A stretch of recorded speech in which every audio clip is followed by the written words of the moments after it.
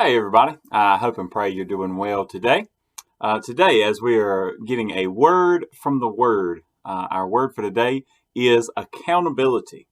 Accountability.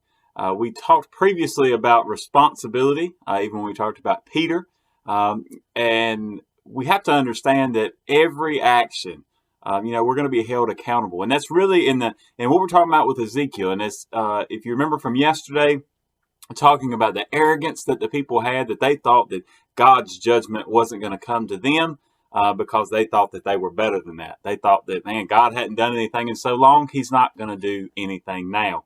And so the point that we find ourselves at now is that Ezekiel is trying to tell them and continue to warn them, being that watchman that God has placed him to be.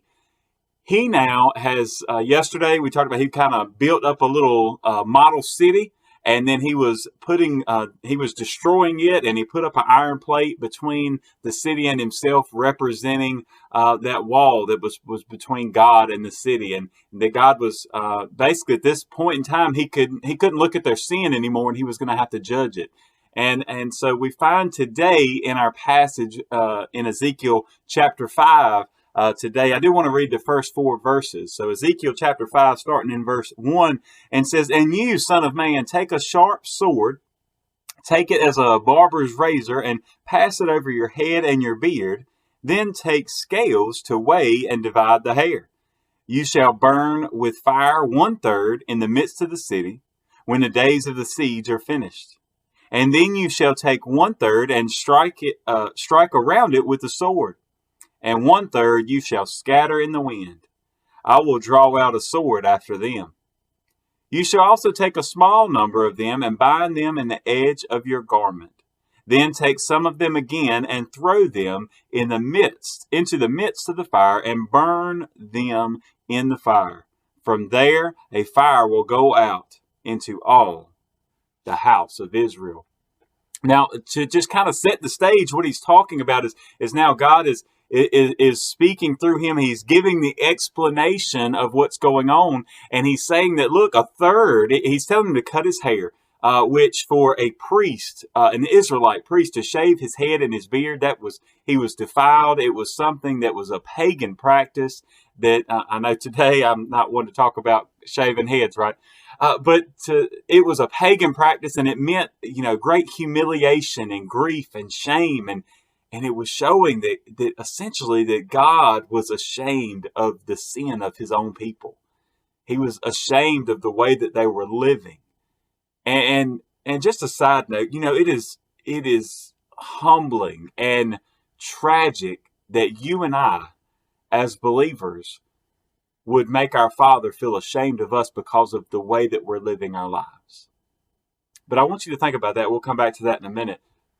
The problem here with the Israelites is it had gone on for so long, and that as we talked about the 430 years that he mentioned in Ezekiel chapter 4, the 430 years that he had let this go on, and now the judgment was coming, and so he's giving these details through the hair that was cut off, and he says, well, look, a third were going to be burned and destroyed and killed in the city, Jerusalem, as it was destroyed and overtaken.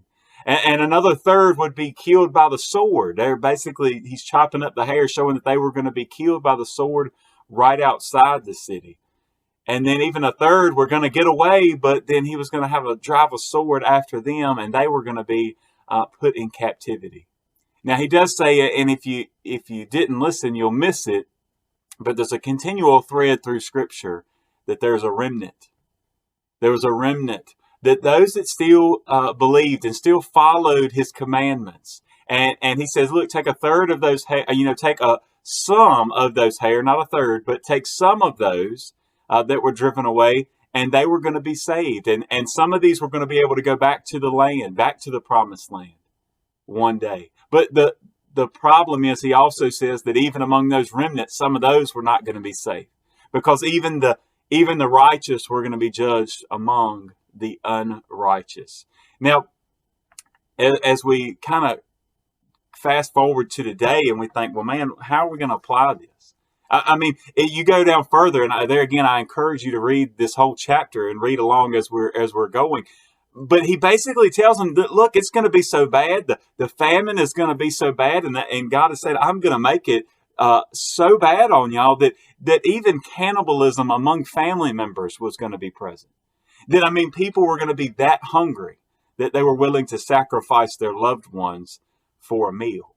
And something like that would just blow our minds. And even in today, in our society and in our world, we might look at something like this. And what's the old question that everybody likes to ask?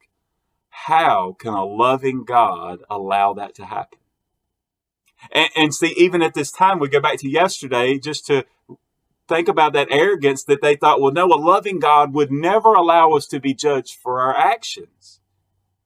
But see, there again, that question is wrong. We've talked about this many times in Bible study, that the question is wrong. Because what if we ask the question this way? How could a holy God allow this to happen? How could a just God allow this sin to continually go on without punishment? And the answer is that he can't. Because he's holy and because he's just, sin has to be dealt with. I mean, this is the whole reason that Jesus came, is because sin overall had to be dealt with.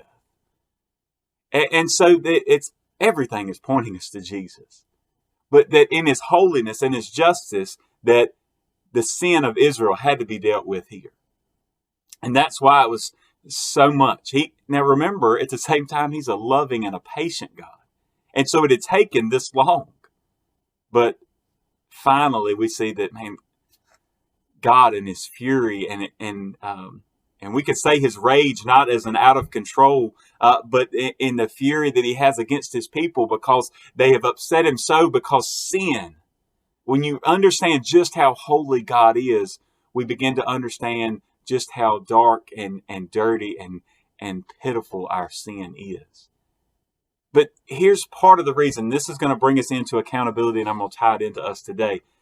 The problem is that I want you to read verses 14 and 15 as well, down at the end of the chapter. He says, moreover, I will make you a waste and a reproach among the nations that are all around you, in sight of all who pass by. So it shall be a reproach, a taunt, a lesson, and an astonishment to the nations that are all around you, when I execute judgments among you in anger and in fury and in furious rebukes. I, the Lord, have spoken. So what he's saying right there is he says, I'm going to make an example out of you. Now you might say, well, that's not fair. Well, here's the fairness of God. Their role, the Israelites' role, was to be an example of how to worship the one true living God. Remember, as they went into the promised land, they were to be the example. As God gave them all this land, they were to be the example. But now what happened? They didn't completely do away with the Gentiles and the Canaanites, and they allow all these people to stay and influence them. And then eventually what happens is a little bit over time, a little bit more every day, a little bit more every year. And over centuries, as this has gone on, then we find that the Israelites were doing all of the pagan practices of the Gentiles. And to some extent, sometimes a lot worse. So now, instead of being the godly example that they were supposed to be, they were being an example of God's judgment. Because what God was going to do was going to allow all the Gentile nations to see what was going to happen to anyone who didn't keep their promises to God, who didn't stay faithful to God. They were going to be an example of what can go wrong when we don't do what God says. Now, the judgment was coming for these other nations later on. But right now, the Israelites were going to be an example of God's wrath. Now, to think about that, to apply this for us today, church, Christian, believer, we are entrusted and we are responsible with sharing the gospel message. We're responsible to represent God's church well. But how are we doing that? I mean, if we were to get a report card on that, what would it look like? If we were to be held accountable, if God was to hold you accountable today for just what you did yesterday for His name, what would that look like? I mean, I'm not even just talking about a long time ago. Just yesterday, the last week. If God was just to judge you based on, hold you accountable for everything you've done just in the last few days, what would that look like? Have you been pleasing to God? Have you been showing others the love of God? Or have you been showing people that, man, being a Christian is the last thing I want to be?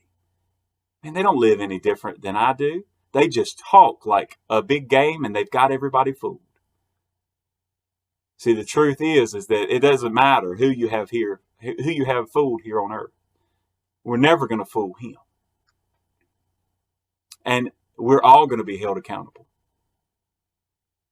Just think about that. We're all going to be held accountable. So I just wonder today, are you pointing somebody to Jesus? By your words, by your actions, by everything that you do. If you were to be held accountable today for what you did yesterday. But see, here's the thing. You have the power today to control how you could answer that question tomorrow. So let's live for the Lord today, and let's be the best examples that we can be of His love and His grace and His mercy, so we don't have to be the examples of His judgment. God bless you, and I hope you have a great, great day.